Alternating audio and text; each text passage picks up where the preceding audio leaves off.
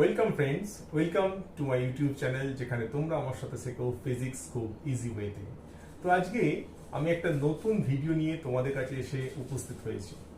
এর আগের দুটো ভিডিওতে আমি দেখিয়েছিলাম ভেক্টরের বিভিন্ন কনসেপ্ট ক্লিয়ার করেছিলাম। তো আজকে আমি ফ্রিকশন বা ঘর্ষণ এই চ্যাপ্টারটি নিয়ে এসে উপস্থিত হয়েছি। তোমাদের বলে রাখি যে তোমরা অতি অবশ্যই ভিডিওটি এন্ড অবধি দেখবে এবং প্রত্যেকটা জায়গায় কনসেপ্ট ক্লিয়ার করে নেবে এবং আমাকে অতি অবশ্যই কমেন্ট সেকশনে লিখে জানাবে তোমরা ভালো করে বুঝতে পেরেছো কিনা। তো উইদাউট এনি ডিলে আমরা আজকে শুরু করব ঘর্ষণ। তো তোমরা দেখে নাও এই চ্যাপ্টারটি এবং ভালো করে বুঝে নাও, কনসেপ্টটাও ক্লিয়ার করে নাও। তো চলে এসো, ঘর্ষণ বুঝে নেওয়া যাক। যখন একটা বস্তু একটা তলের উপর দিয়ে যায় তখন এই তলের স্পর্শতল বরাবর একটা বল কাজ করে বস্তুর গতির বিপরীত দিকে। মানে যদি বস্তুটা এদিকে গতিশীল হয় তার বিপরীত দিকে একটা বল কাজ করে। এই বলটার নামই হচ্ছে ঘর্ষণ বল। তার মানে বস্তুটাকে আমরা যেদিকে গতিশীল করতে চাই বা বস্তুটা যেদিকে গতিশীল হয় তার বিপরীত দিকে কিন্তু ঘর্ষণ বলটা কাজ করে। তো ঘর্ষণের যদি আমি সূত্রগুলো দেখে নিই, কি বলা আছে যে ঘর্ষণ বল এই তলদ্বয়ের ক্ষেত্রফলের উপর নির্ভর করে না। মানে আমি যদি এই হাতটা দিয়ে দেখাই যে দুটো স্পর্শতল বরাবর বস্তুটা গতিশীল হচ্ছে, তাহলে ঘর্ষণ বল কাজ করে এদের স্পর্শতল বরাবর, এই দুটো তলের স্পর্শতল বরাবর। এবং এই ঘর্ষণ বল কখনো স্পর্শতলের ক্ষেত্রফলের উপর ডিপেন্ড করে না। এই যে ক্ষেত্রফল এর উপর ডিপেন্ড করে না, ডিপেন্ড করে যে তলের প্রকৃতি, তলটা খসখসে না মসৃণ, এর উপর ডিপেন্ড করে, আর কোনো কিছুর উপর ডিপেন্ড করে না। তো এখানে দেখে নাও, তো আমি বলেছি যে ঘর্ষণ বল। তো ঘর্ষণ বল দুই প্রকার, একটা হচ্ছে স্থিত ঘর্ষণ বল আর একটা হচ্ছে চল ঘর্ষণ বল। তো এখানে আমি ছবিতে দেখিয়েছি যে এখানে কোনো বস্তুকে যদি পি বলে টেনে নিয়ে যাওয়া হয় তার বিপরীত দিকে ঘর্ষণ বল কাজ করে। এখানে আরো দুটো বল দেখানো আছে, যে বস্তুর ওজন mg নিচের দিকে কাজ করছে, আর এই তল যে প্রতিক্রিয়া বল দেয় সেই প্রতিক্রিয়া বল n, এটা হচ্ছে এই বলটা হচ্ছে প্রতিক্রিয়া বল। তো এখানে এই চারটি বল কাজ করছে। তো ঘর্ষণের সূত্র অনুযায়ী দেখানো যায় যে এই এফ বল বা ঘর্ষণ বলটা এই প্রতিক্রিয়া বলের সঙ্গে সমানুপাতিক হবে। তাহলে স্থিত ঘর্ষণের ক্ষেত্রে কেসটা দেখে নিই। স্থিত ঘর্ষণের ক্ষেত্রে বা স্ট্যাটিক ফ্রিকশনের ক্ষেত্রে আমাদের দেখাচ্ছি Fs proportional to n। n হচ্ছে প্রতিক্রিয়া বা লম্ব প্রতিক্রিয়া। তাহলে Fs হচ্ছে μsn। এই μsটা হচ্ছে স্থিত ঘর্ষণ গুণাঙ্ক। μs এর নাম হচ্ছে কোএফিসিয়েন্ট অফ স্ট্যাটিক ফ্রিকশন, মানে স্থিত ঘর্ষণ গুণাঙ্ক। এটা হচ্ছে Fs/n হবে। আর চল ঘর্ষণের ক্ষেত্রে ঠিক একইভাবে দেখানো যায় যে Fk টা proportional to n, therefore Fk হচ্ছে μk ইনটু n। তো এখান থেকে μk পাওয়া যায়, সেটা হচ্ছে Fk/n। তো এখানে Fk টা হচ্ছে চল ঘর্ষণ আর μk টা হচ্ছে চল ঘর্ষণ গুণাঙ্ক বা কোএফিসিয়েন্ট অফ কাইনেটিক ফ্রিকশন। তো যদি আমি প্রশ্ন করি যে μk আর μs এর মধ্যে কে বড়, μs এবং μk এর মধ্যে কে বড়, এটা একটু দেখে নেওয়া যাক। তো আমরা দেখতে পাচ্ছি দুটোতেই হরে n আছে, তাহলে লবে আছে একটা Fs আর একটা Fk। এই দুটোর মধ্যে যে বড় হবে, কে বড় হয় দেখে নি একটু, Fk বড় না Fs বড়? এখানে ডেফিনেটলি Fs বড়। স্ট্যাটিক ফ্রিকশন কাইনেটিক ফ্রিকশনের থেকে বেশি হয়। তাহলে এখান থেকে বলা যায় যে স্থিত ঘর্ষণ গুণাঙ্ক মানে হচ্ছে μs is greater than μk বা μk লেস দ্যান μs। এবার স্থিত ঘর্ষণের সর্বাধিক মানকে বলা হয় সীমস্থ ঘর্ষণ, এটাকে বলে লিমিটিং ফ্রিকশন। স্থিত ঘর্ষণের ম্যাক্সিমাম মানকে বলা হয় সীমাস্থ ঘর্ষণ বা লিমিটিং ফ্রিকশন। তো এই পর্যন্ত আমরা দেখে নিলাম, এর পরবর্তী পার্টটা একটু দেখে নিই।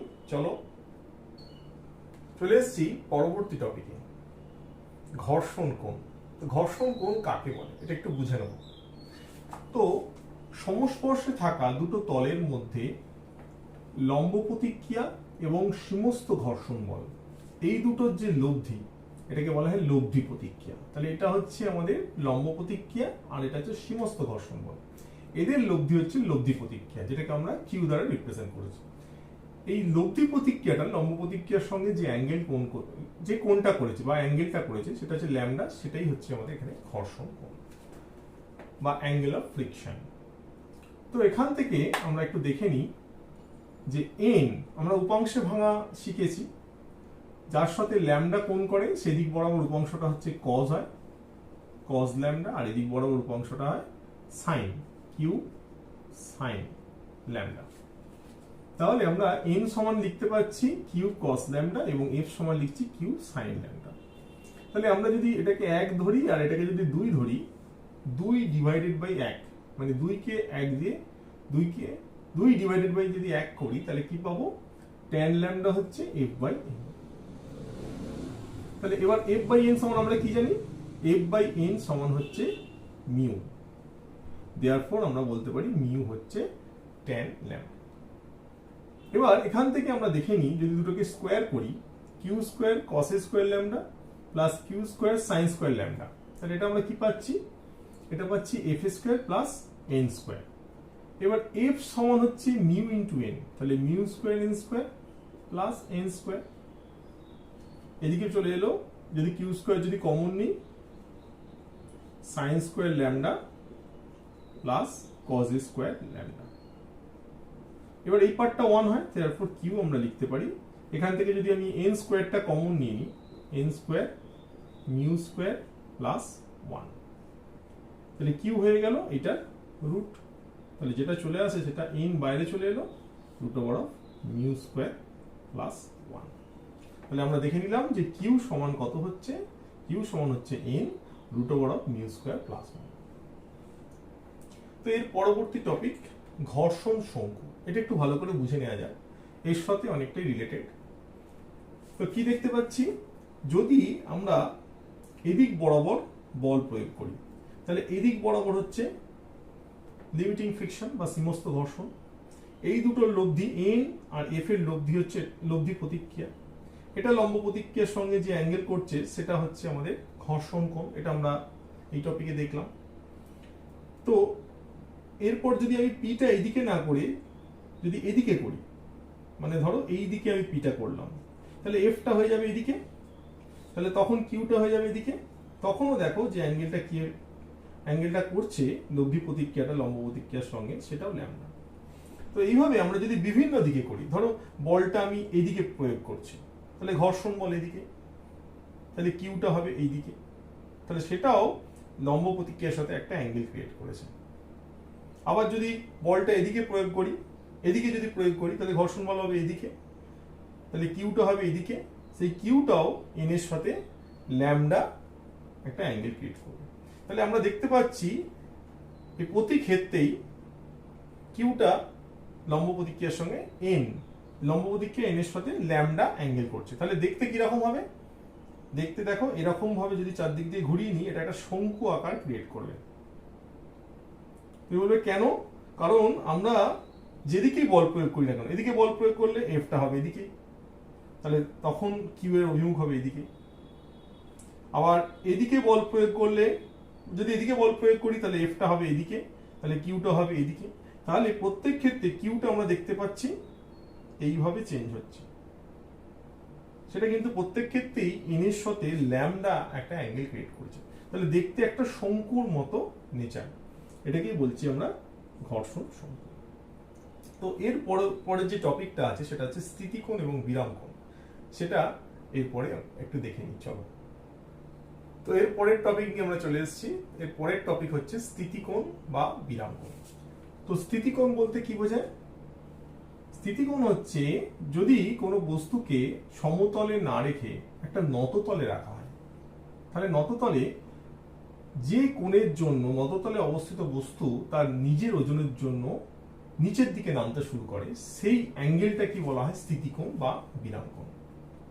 তো এখানে আমরা উপাংশে ভেঙেছি, এটা হচ্ছে লম্ব প্রতিক্রিয়া, এদিক বরাবর ডব্লিউ বা ওজনটা কাজ করছে, তাহলে এদিক বরাবর এটা যদি থিটা হয় এটাও থিটা, কারণ আমি দেখিয়েছিলাম এটা থিটা হলে এটা থিটা, এটার সঙ্গে এটা 90 ডিগ্রি।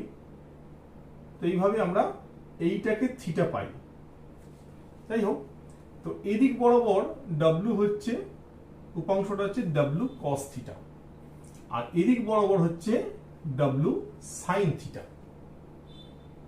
তো এখানে যদি আমি সাম্যাবস্থার কথা ভাবি, তাহলে এদিক বরাবর নামতে চেষ্টা করছে, তাহলে এই বলটা তার বিপরীত দিকে, তাহলে আমরা বলতে পারি এফ হচ্ছে ডাব্লু সাইন থিটা। আর এন যে প্রতিক্রিয়া বল, লম্ব প্রতিক্রিয়া বল, সেটা হচ্ছে ডাব্লু কস থিটা। তাহলে এই দুটো থেকে 2/1 আবার করি, তাহলে কি পাবো? ট্যান থিটা হচ্ছে F/n, দেয়ারফর ট্যান থিটা হচ্ছে মিউ। তো আমরা দেখেছি যে ঘর্ষণ কোণের ক্ষেত্রে ট্যান ল্যামডা সমান মিউ ছিল, দেয়ারফর আমরা লিখতে পারি যে tan lambda equals to tan theta, therefore theta equals to lambda. তো এখানে ঘর্ষণ কোণ দুটো ক্ষেত্রেই প্রযোজ্য, নততলের ক্ষেত্রেও প্রযোজ্য, আবার ঘর্ষণ কোণ সমতলের ক্ষেত্রেও প্রযোজ্য। কিন্তু স্থিতিকোণ বা বিরাম কোণ অতি অবশ্যই কিন্তু নততলের ক্ষেত্রেই প্রযোজ্য হয়, অন্য কোনো তলের জন্য প্রযোজ্য নয়। তো এরপর দেখে নিই যে নততলে কোনো বস্তুর ত্বরণ। তো এখন দেখো, যদি নততল বরাবর কোনো বস্তু নিচের দিকে নামতে শুরু করে, তাহলে আমরা কি বলছি? এই দিক বরাবর উপাংশটা বেশি হবে, মানে এই দিক বরাবর বলটা বেশি হবে, সেটা হচ্ছে mg সাইন থিটা। আর ঘর্ষণ বল এই দিক বরাবর কি করবে? মাইনাস ঘর্ষণ বল, এটা ইকুয়ালস টু হচ্ছে ma। এবার এফটা আমি দেখিয়েছি এফ সমান মিউ আর। আরটা কি? আর বা এন লিখতে পারি আমরা, সেটা হচ্ছে mg cos থিটা। তাহলে এখান থেকে লিখছি mg sin theta minus mu mg cos theta equals to ma। এই m গুলো যদি কেটে দিই, তাহলে আমরা কি পাচ্ছি? a সমান g, কমন নিলাম, sin theta minus mu cos theta. তাহলে এখান থেকে আমরা কোন ত্বরণে বস্তুটা নামছে সেটা আমরা পেয়ে গেলাম। তো আরেকটা এরকম নততল নিয়ে আরেকটি কেস তোমাদের দেখাচ্ছি, তোমরা দেখে নাও। এরপর আরেকটি টপিক দেখে নাও তোমরা, যে নততলে রাখা বস্তুর সাম্য। এখন বস্তুটা এই অবস্থায় ছিল, তোমরা আগেই উপাংশ ভাঙা দেখে নিয়েছো, ডব্লু সাইন থিটা এদিক বরাবর, ডব্লু কস থিটা এদিক বরাবর এন। এখন আমি যদি এফ বল দিয়ে টানি বা দড়ি দিয়ে টানি ধরো, আর এটা এর সঙ্গে আলফা অ্যাঙ্গেল ক্রিয়েট করেছে, তাহলে এদিক বরাবর এফ এর উপাংশ হবে এফ কজ আলফা, এদিক বরাবর হচ্ছে এফ সাইন আলফা। এবার টানছি জাস্ট নিচের দিকে নামার মুখে, এই কেসটা করছি আমরা, তখন ঘর্ষণ বল যদি নিচের দিকে নামার জাস্ট উপক্রম হয়, তখন ঘর্ষণ বল এদিক বরাবর কাজ করছে। তাহলে এদিক বরাবর আমরা উপাংশগুলো কত আছে? একটা হচ্ছে F cos alpha plus small F, সেটা আমরা লিখেছি। এবার এফ সমান mu N plus F cos alpha, এইটার সঙ্গে এই দিকের উপাংশটা সমান হয়, যেটা হচ্ছে ডাব্লু সাইন থিটা। এটা সাম্যের ক্ষেত্রে এটা করতে হয়, এদিকের উপাংশ এগুলোর উপাংশের সঙ্গে সমান হয়। আর উপরের দিকে যত উপাংশ আছে, যেমন N plus F sine alpha, এটা লিখেছি, এটা ডব্লু কস মানে নিচের দিকের সঙ্গে সমান হয়। তাহলে এটাকে এই 2 নম্বর ইকুয়েশনকে যদি আমি মিউ দিয়ে গুণ করি, তাহলে কি হয় দেখি। তাহলে এটা হয়ে যাচ্ছে mu N plus mu F sine alpha plus mu W cos theta. এবার আমরা যদি 1 মাইনাস 2 করি, যেটা করেছি এখানে, তাহলে এখান থেকে হচ্ছে এফ কজ আলফা, আর এখান থেকে পাবো মিউ এফ সাইন আলফা, এখান থেকে পাবো ডব্লু সাইন থিটা আর minus mu W cos theta.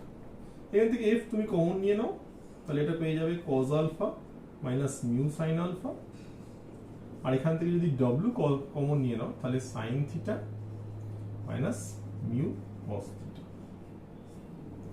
তাহলে আমরা এফ সমান পেয়ে গেলাম W sine theta minus mu cos theta by cos alpha minus mu sine alpha. এখন এই মিউ এর ভ্যালু আমরা জানি হচ্ছে ট্যান ল্যামডা, এটা ঘর্ষণ কোণে আমরা পেয়েছিলাম মিউ সমান ট্যান ল্যামডা, এটা এখানে বসিয়ে নিই, তাহলে কি হয়ে যাবে না sine theta minus tan lambda cos theta, আর এটা হয়ে যাবে cos alpha minus tan lambda sine alpha. তাহলে আমরা কি জানি, ট্যান মানে কি, মানে sine lambda by cos lambda. তাহলে এখানে যদি sine lambda by cos lambda বসাই, তাহলে ওপরটা হয়ে যাবে sine theta cos lambda minus sine lambda cos theta, আর নিচেটা হয়ে যাবে cos আলফা